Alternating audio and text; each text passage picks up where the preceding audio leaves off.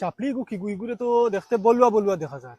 আচ্ছা দেখিস ও বলুয়া নি রে, তোরে বাল দূরে থেকে চিনাও জান না ডাইরেক্ট। তুই কোনদিন আইছো?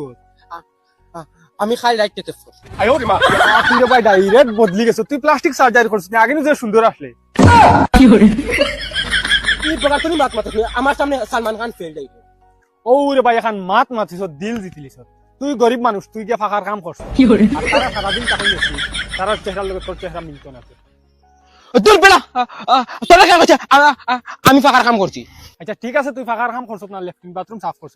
লেফটিন সাফ করতে গেলে রে ভাই যেটা কেমিক্যাল থাকে না, এটা চেহারা জ্বালাইয়া তারা রে গোর তাকিন বারে বারে হইলেও তারা গাড়িতে এসে থাকে। আচ্ছা তুই নিজে দেখছ না তোর চেহারা কিলা জ্বলিছে? যদিন খালা হইতে একটু বেলেগ মাত আসলো, জ্বলি গেছে ডাইরেক্ট।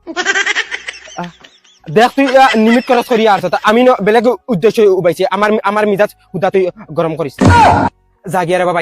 আমি বালামকে কই জাগিয়া দূর রাগ করস কি? রাগ করিস না। এইটা মাত্র বিয়ার সাথে কোনদিন হতে বুড়ানো হইছি রে।